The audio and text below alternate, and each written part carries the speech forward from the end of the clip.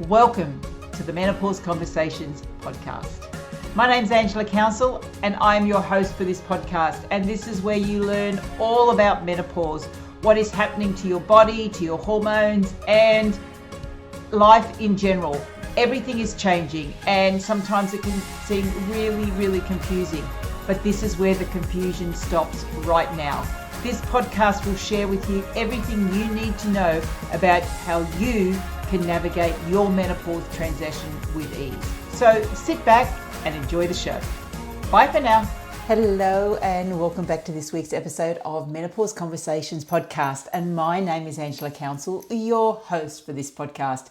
And this week I'm going to chat a little bit about anxiety and how for some women who have never really experienced anxiety in the past, once they start to come through this transition, they're starting to notice that they're experiencing anxiety or anxiety-like symptoms more and more.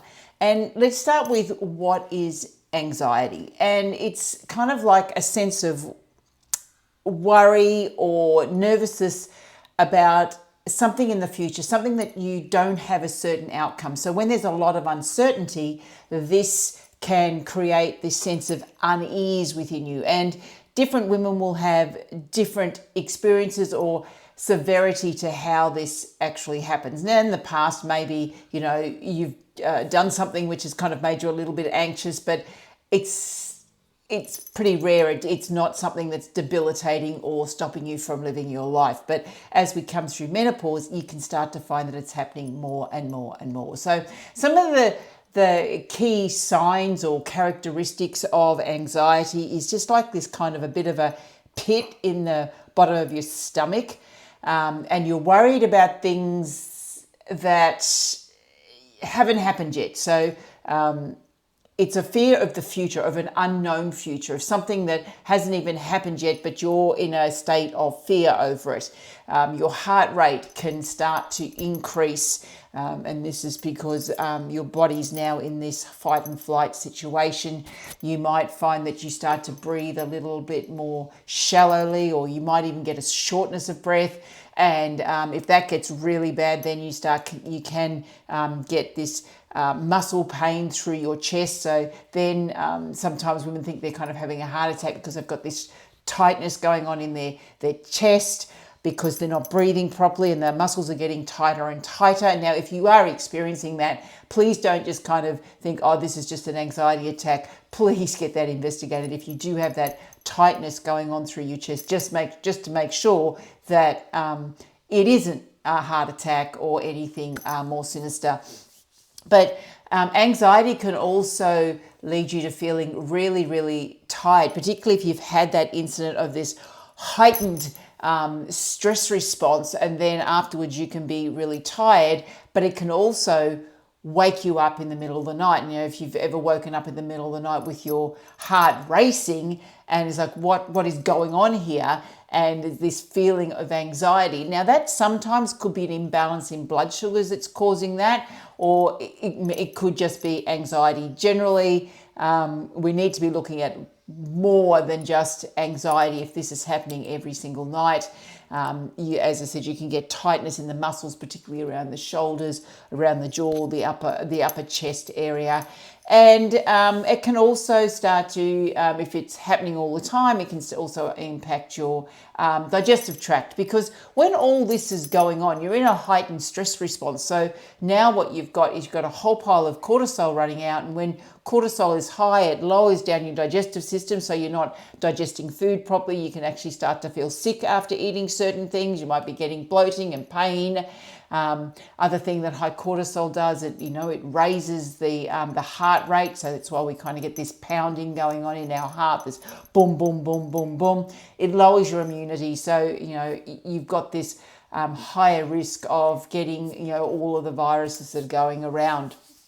So it's very physical, the stress response, the anxiety that is happening for women as well. But there's also some behavioural things can happen as well, as like you might start to avoid situations that you think are going to trigger an anxiety attack. Now, sometimes it might be a good idea to avoid certain situations, but it's not always. And if you're starting to find that you don't go out because you're afraid of being anxious, then we need to do a little bit more work there. There might also be an inability to concentrate or focus. Maybe you might, stop making clear decisions because there's just this fear about what's going to happen in the future. Now, of course, what I'm going to share with you in this podcast is it's really about understanding what's going on and some of the food and lifestyle choices that you can make. But if anxiety is something that is truly concerning you and really disturbing the way you live your life, and it's becoming more and more serious and more chronic, please seek help. Go see your doctor, and if required, get a referral to someone else who is specialized in working with people with anxiety. Sometimes when anxiety is that bad, you do need to take some medication even for the short term, whilst you do some of the things that I recommend in this podcast. So please, if it is serious anxiety and it is impacting your health, please make sure you firstly go see your GP, who will then ask for a referral to a mental health provider who can actually help you in a lot more detail. But why is anxiety worse during menopause?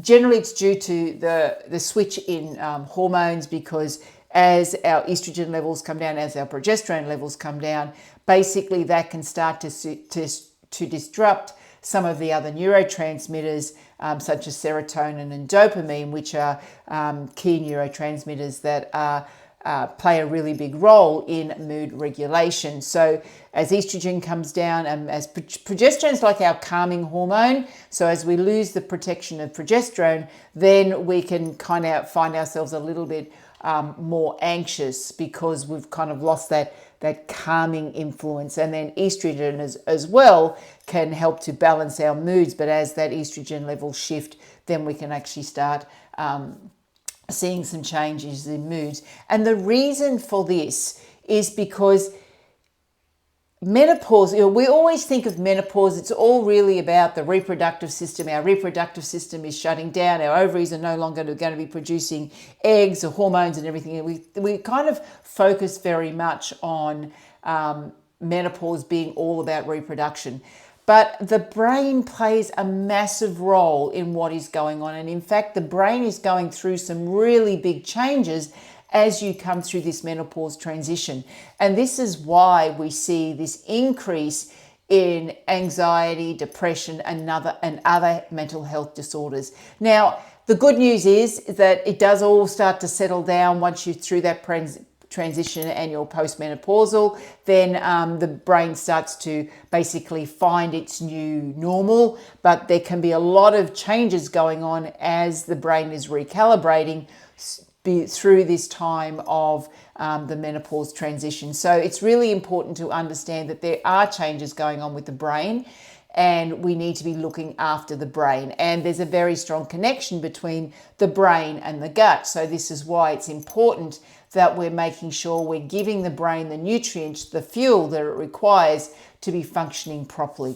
So some of the common triggers for anxiety during this transition, sleep disturbances, plays a really, really big role in anxiety. And I've done a complete podcast episode on sleep, episode 160. If you get back and have a listen to that, I go into sleep in a lot more detail. But sleep plays a really big role. If you're not getting a good night's sleep, if you're not getting to sleep, if you're not staying asleep, so you're not getting at least 6 hours sleep a night, then this can lead you waking up and having feelings of anxiety and irritability. Also, other things like sleep apnea. So if you're not sleeping properly because you've basically got sleep apnea, this happens for many people, generally due to excess weight or just the way that you're sleeping. So this breath stopping, so it's not breathing during the night, can actually make anxiety symptoms worse. And this is when you can actually wake up in the middle of the night with this sense of doom or sense of anxiety. Sometimes that may have been triggered by basically you not breathing for a few seconds, and the brain has lost access to the oxygen, and then all of a sudden it wakes you up, and you've waken up, in this sense of what's going on, I don't know, because the brain's really kind of gone into a panic station to wake you up. So if you do know that you are a snorer, if you know you have sleep apnea, that is also something that you need to get investigated, and maybe need to be looking at what you can do to reduce your wakefulness, your apnea, during the night, so you're getting a better night's sleep and you're getting constant oxygen going to your brain. So that will require a visit over, once again, to your general practitioner, to your GP, who can then refer you to a sleep specialist. Also, sometimes your dentist might be able to talk to you about sleep apnea, because it may be to do with the way the jaw is sitting. Sometimes chiropractic can just release the jaw, and then you don't have the issue. So, but it is something that needs to be investigated, because it can be a trigger for anxiety at nighttime, waking up with this start and sense of doom, because your brain's waking up because it's lack of oxygen, and even during the daytime because you haven't had a good enough sleep, and so then your moods are down. Also, other things that can trigger anxiety is just not feeling comfortable within your body, and different stress. I mean, I talk about stress all the time, but things like, if you're getting constant hot flushes all of the time, and you're just feeling really uncomfortable, or you don't want to go out because you're always hot and sweaty and things like that, this can lead to anxiety as well. And there's so much we can do with hot flushes, and really understanding what the triggers for hot flushes are. Generally, once again, it's to do with stress. So looking and seeing, well, what's triggering this? And I speak about this all of the time, that ongoing stress can be triggering the hot flushes, and then when you're getting the hot flushes, then you start to get anxiety, which then starts to trigger more hot flushes, and you're kind of in this cycle. It's like, so what can we do to break the cycle? And there might be some simple things like keeping a hot flush diary, where you can start to track to see what your triggers are. Is it food? Is it alcohol? Alcohol is a really big trigger, and particularly if your flushes are at nighttime, so night sweats, just drop the alcohol out, and guaranteed the night sweats are going to go, and then you're going to get a better night's sleep, and then the anxiety is going to go. So it's all kind of linked to each other. And sometimes changes in our physical health can also cause a little bit of anxiety. So you're starting to gain weight that has never kind of come on from nowhere. You don't understand where it's coming from. So you can start to feel really uncomfortable within your own body. And that can cause anxiety because you don't like the way you look. Your clothes don't fit you anymore. So that can also be a little bit of a trigger for anxiety. And there is just go back through, there's so many episodes that I've spoke about on that, on the weight gain. Just go back through the library, you'll find plenty of them. And also my free workshop that I run, I talk about this a lot as well. So that can but it can be a trigger. So and this is what we're talking about at the moment, is triggers. Also, you're reducing energy levels. So when you don't have enough energy to do the things you want, and this could be because you're not getting a good night's sleep, because you're not fueling your body properly, you're not giving it the right energy. So that can also lead to a little bit of anxiety. So it's all these different things that are happening to your body, and now you start to feel anxious because, as I said, anxiety is really about the fear of the unknown. And really, for the majority of women, this transition is all about the fear of the unknown. It's all about the unknown.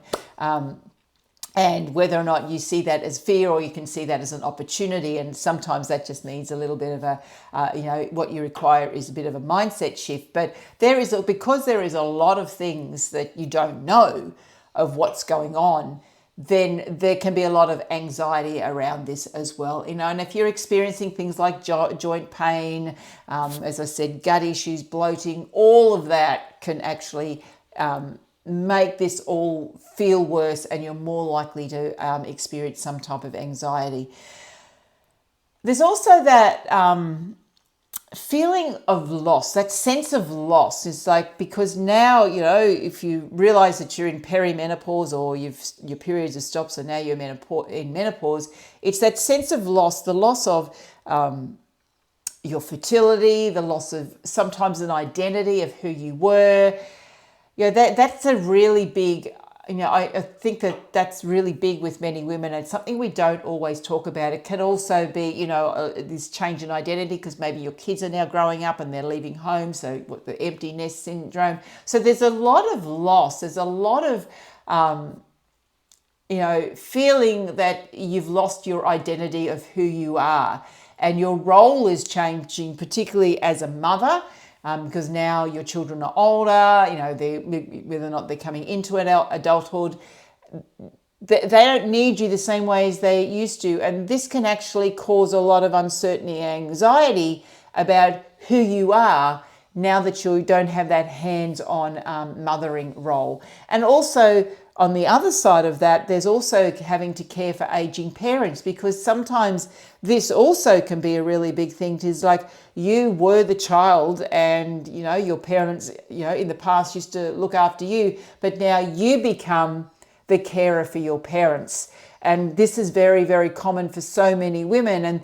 And so this can cause anxiety as to know what do I need to be doing? How am I going to be looking after my parents? I've also, if your kids are still at home, I'm looking after my kids, plus I've got aging parents. Many women at this time of life are in what is known as the sandwich generation. And this can cause anxiety because you're trying to do so much for everybody that, it's like, am I doing the right thing? And am I getting it, where am I in all of this? Because I'm kind of giving out, and I'm not getting a lot back in again. So there's so many things, yes, there is the hormonal changes, but women are going through so much at this time of life that, now we're starting to really see women who are experiencing more and more anxiety because there is so much unknown. But there are some things that you can actually do. You can start to take a little bit of control on what's going on. Now, number one thing that I'm going to recommend is if you're noticing that you're in that feeling of anxiety, stop and take a really big, deep breath. So breathing, so we always breathe, but when we're in anxiety, we're breathing in the upper part of our lungs, so it's quite shallow breathing. And this can lead to, sometimes if we continue to breathe really shallowly, this can lead to a loss of breath and we kind of start to hyperventilate. So when you start to notice it, just taking a really big deep breath down to the bottom of your belly, holding it for a couple of seconds, and then breathing out really, really slowly. It's really a really slow breath out. And doing that 2 or 3 times will start to calm you down. Now, that is the easiest way to switch off the stress response, is with breathing exercises. The stress response is automatic and we have no control over when our body goes into a stress response, into a flight and fight, but we can bring it back out of that very quickly by breathing exercises. And I generally recommend you also place your hand over your heart as you do these breathing exercises and kind of connect into your heart. And, and whether you're saying the word love in your mind as you're doing these breathing exercises, you will start to find that you calm down. So that's something in the immediate. When you're noticing these anxiety experiences, anxiety attacks, whatever you want to call them. Actually, I recommend you don't call them attacks because it's like you're actually being attacked. So then that's a bit more of a stressful situation. So just call them anxiety experiences. You're just experiencing it right now. And when you're experiencing it, it means you can turn the experience off. So that breathing technique in the moment is the quickest and fastest way to calm everything back down again. But in the long term, there are a lot of things that you can be doing. Making sure that you're eating a healthy diet for what your body requires. And that is, reducing your sugars, your alcohols, your processed foods, and eating lots of vegetables, adding some animal protein in there if you wish, having omega-3 fatty acids, which are your seafoods and fish and things like that. Lots of different colors of the rainbow. These are all going to help. They help support the brain and help it through this transition that it's going through. Making sure you're moving your body regularly is also going to help. And whether or not that is yoga, walking, going for a run, whatever it is, we do know, and research shows that exercise is so good for balancing up mood disorders. We've seen that it improves depression, it improves anxiety, but irritability, just moving your body. And if you can do that outside in nature, that's going to be great as well. But just getting some regular movement in is going to help. You know, if you do some yoga, which is a little bit of a mind-body connection, but even if you're out for a run, it's just like switching the mind off and allowing the body just to move and just connect into the mind into the body. Sleep hygiene obviously is going to be really, really important. And as I said, episode 160, I spoke more about getting a good night's sleep, because when you can get a good night's sleep, you're going to wake up with a lot more energy and a lot more clearer thinking. And then you can then add some more different mindfulness techniques. You know, breathing, as I said, is really good for you, but some meditation, muscle relaxation, doing this before you go to bed can be quite good, is lying in your bed and basically one by one tighten a muscle up and then just relax it, and kind of do that all the way from your feet all the way up to your head. Really nice way just to relax everything before you go to sleep.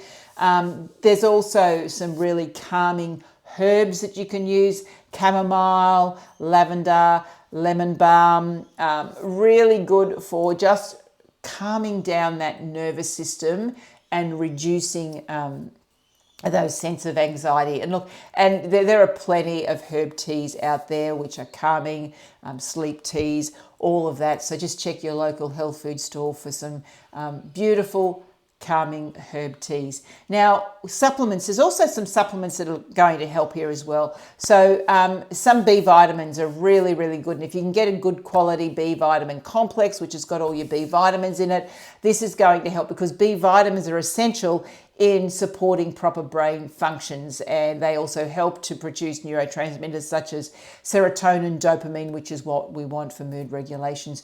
And you know, eat foods that are leafy green, so these are all high in food in B vitamins, your nuts, your seeds, and B12 specifically you'll find in animal products, but you won't find them in plant products. So you know, eating a good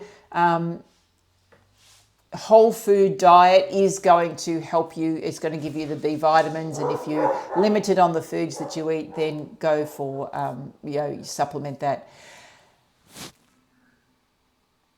The number one supplement that I recommend for anyone who is going through the menopause transition is magnesium. Magnesium is really required to help regulate the nervous system. It helps to reduce stress. It supports the adrenal glands. It's a natural relaxant. It helps to produce some of your neurotransmitters. Magnesium is required for so many different things. It helps you get a good night's sleep. It just calms you down. It stops muscle aches and pains that you might experience. It stops constipation if that's something that it's a problem with. So there's so many different things that magnesium is good for. And I recommend that everybody be on a really good quality magnesium. Now, you will also get magnesium in your foods, but a little bit of limitation on that, because we need to be getting it from plant foods. And unfortunately, because of the way many of our plants are grown, they don't often have a lot of magnesium in the soil. So magnesium is something that, it's a supplement that I recommend for just about everybody who is going through the menopause transition. Also getting lots of what we call omega-3 fatty lots of omega-3 fatty acids, a few first in there. And there's different types. There's what's called EPA and DHA. But these are linked to healthy brain function. Now, you will get these type of fats in fatty fish, also in flax seeds, chia seeds, and walnuts, but you can also supplement them with fish oils. But make sure that if you are using fish oils, that are using good quality fish oils, generally that means that they're going to be a little bit more expensive, and that the fish that they're using is being ethically produced or ethically achieved. So just have a look at your fish oils there. And vitamin D, another really important nutrient. Actually, vitamin D is very similar to a hormone, but we call it a vitamin. And look, the thing is, it's pretty easy to get vitamin D if you just go out in the sunlight. But depending on where you live and the time of year, sometimes you might be unable to get access to enough vitamin D. So you can get vitamin D in, once again, your fatty fish. Egg yolks are also high in vitamin D, but you can supplement vitamin D as well, and getting a good quality vitamin D supplement. Other things you can do is looking at some of your essential oils to help calm you down. Things like lavender, bergamot, frankincense are all really, really great.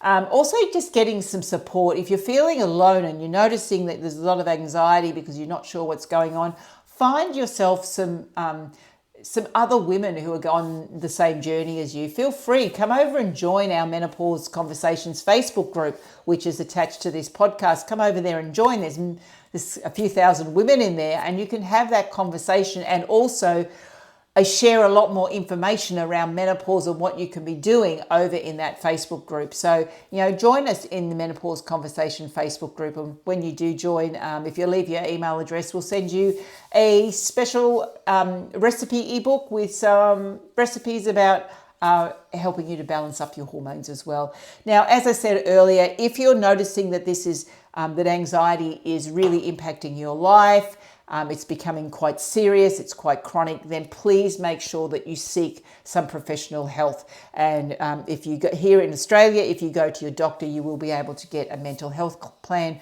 to be able to see a psychologist, a psychiatrist, or what it is ever you want. But maybe it's a counsellor that you want, but just find someone who can help you with the mental health aspect of what's going on, whilst you look at the rest of the things, the food and the lifestyle that you're the lifestyle choices. If you help with that and you work with a mental health practitioner, you will find that your anxiety will pretty much reverse pretty quickly. Sometimes for some women, if it's very, very severe, you might need some anti-anxiety medication for a short amount of time whilst you're managing all of this. But other things you can do is being a little bit more creative, doing some things like, I know for me, one of the things I do every week is I go and I do hand-built pottery, so I play with pottery. In the past, I used to just go, there's a business that wasn't too far from me where I was able to just go and do lots of different arts and craft, just a way to express emotions. Maybe if you like painting or drawing, start to do that. Put your emotions out on paper. Find ways to get those emotions that you're bottling up out. And, doing different types of arts and crafts are really good ways of doing that, or just simply journaling if journaling is something that works for you. So that's it from me this week. Just a little bit on anxiety, and hopefully you now have a better understanding why it tends to be a little bit worse at this time of life, and also some of the steps that you can take to get some of that anxiety under control. But don't forget, if it is something that is severely impacting your life, please make sure that you see a health professional who specialises in mental health disorders. So feel free to share this with your friends, anyone else you know who might be experiencing anxiety or just wants to know a little bit more about some of the things that can happen with women as they're coming through this menopause transition. The more we can share this information, the more women that can understand it, I think the less women are going to feel anxious, because there's not going to be so much fear. They're going to understand that there is so much that they can do, that no woman, with what's available at the moment, no woman needs to be suffering at all at this time of life. Regardless of what choices you choose, there is always a solution that will work for you. So feel free to share this episode with your friends and family. Let me know, leave a rating and review, and let me know what you think about what I've shared on anxiety. And I will be back with you next week with another episode of the Menopause Conversations podcast. Bye for now.